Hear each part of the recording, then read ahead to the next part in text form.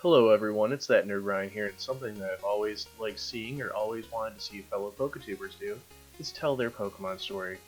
Whether it's a Draw My Life, or a story time, or anything in between, I've always loved how they start to talk about their first game, just playing in general, and any other milestones. I've always found it enjoyable. And since I'm starting to do my own YouTube videos, I wanted to do a video as such so that you guys can get to know me better and also as a sort of prelude to my current Pokemon journey as to see where I started from. Considering Pokemon and I are pretty much the same age, it's probably going to be a long video, maybe even a two-parter. Now, I am a terrible artist, and I do feel that I don't look like I could handle doing this in front of a camera and taking it seriously, um, and also making it half rehearsed. So I did write a script for this that I'm going to be trying to stick through, and also just reading to you guys what my Pokemon journey is. So without further ado, let's begin. I was born on February 7th, 1995, as an only child in Illinois. Being an only child, I really wasn't exposed to much until I reached preschool, where I feel that this is where my Pokemon journey probably began. I don't really remember how I was introduced to it per se, but what I do remember is that I knew about it when it was Easter 2000. And the reason why I know that is because on that day, I got my first Pokemon game, as well as my first gaming system, a Game Boy Color and Pokemon Silver. Now at this age, I didn't really get the concept of saving so much, and I also wasn't that much of a reader until about 5 years ago.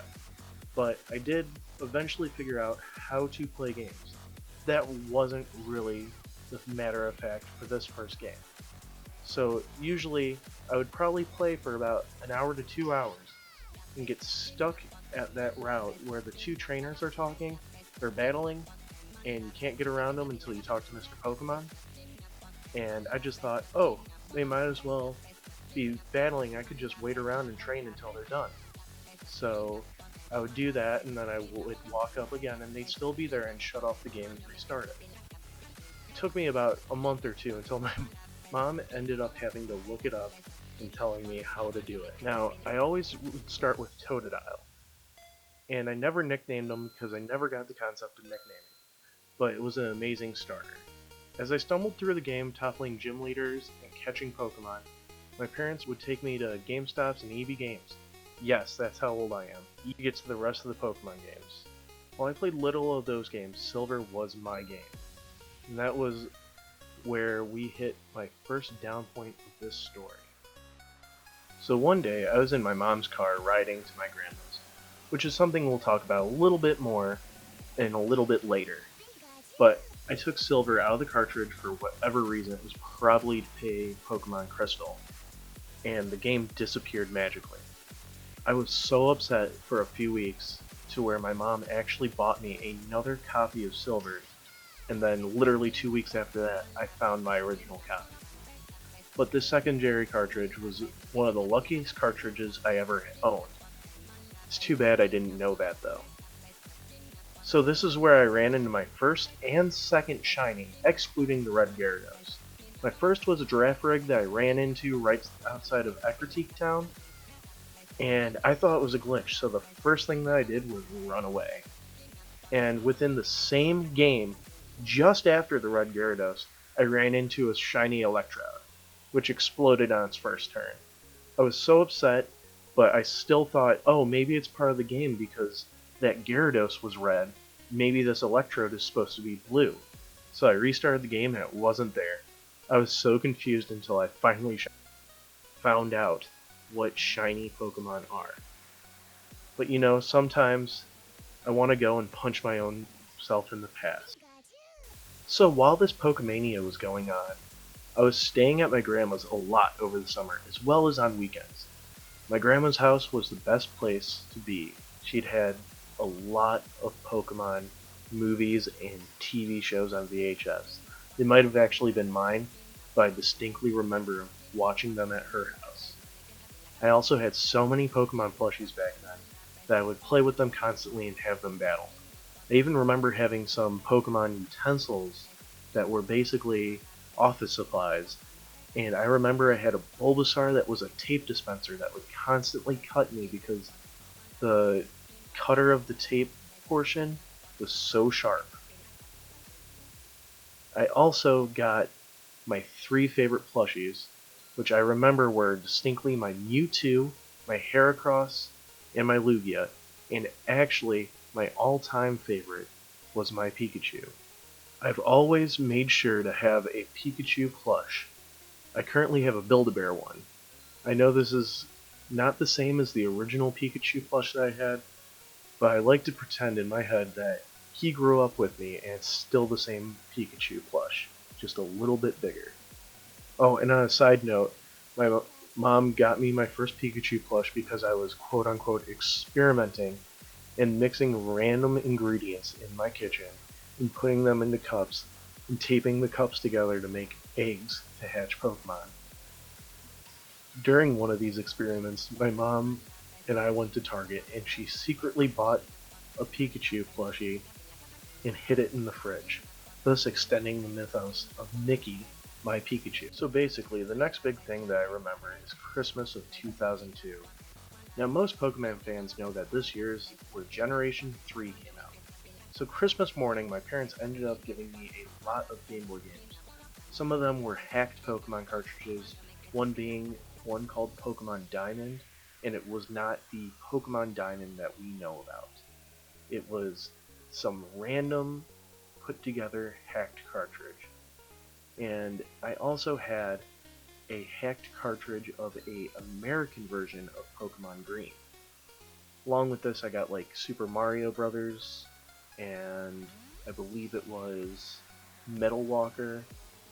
But I distinctly remember getting rid of Pokemon Diamond because a character said "damn it," and it scared me that there was a swear word in a Pokemon game. Some of the words translating differently. For Green, though, it was basically the same thing, except for somehow getting a Mew almost at the beginning of the game. Me thinking that there were still official Pokemon games, though, I tried to trade the Mew over to Pokemon Blue, and it just made both games crash constantly. But I also got one thing that didn't make sense at the morning. I got Pokemon Sapphire and Pokemon Ruby, which I was so confused mainly for the reason that I didn't have a Game Boy Advance to play them on. My mom played it off that they messed up and they would give me different games in the next day. But come later that day, my grandma gave me a Game Boy Advance SP, which I still have to this day, along with my Game Boy Color. And they're both the original ones.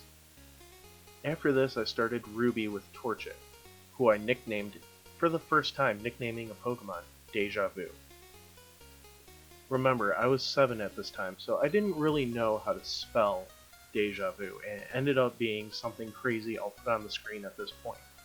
But I still call him Deja Vu, and I still have him till this day. I was stuck on Slateport too, I remember this distinctly.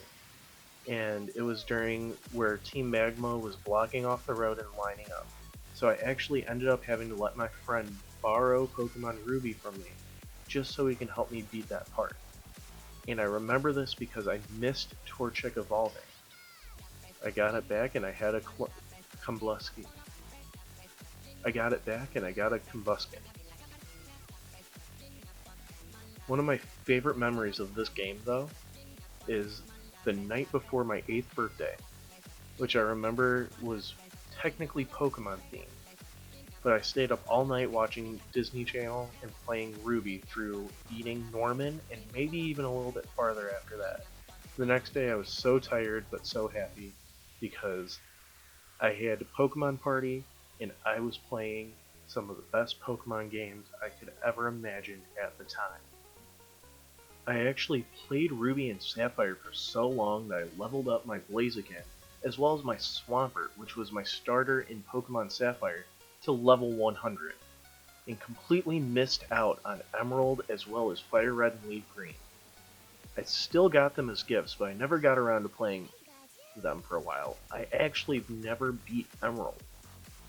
One of my last hurrahs in this golden age that I remember though is catching Rayquaza in Sapphire. I remember it because it took me almost hours to do this. I left my Game Boy running when I went out to eat dinner for one of my birthdays, And then I got home to take a shower, and I threw an Ultra Ball and walked out, and he was caught. It was amazing. But then this leads into what I would like to call the Dark Ages. This was full of some of the biggest mistakes I ever made when it comes to Pokemon. The first issue was that I got a Game Shark.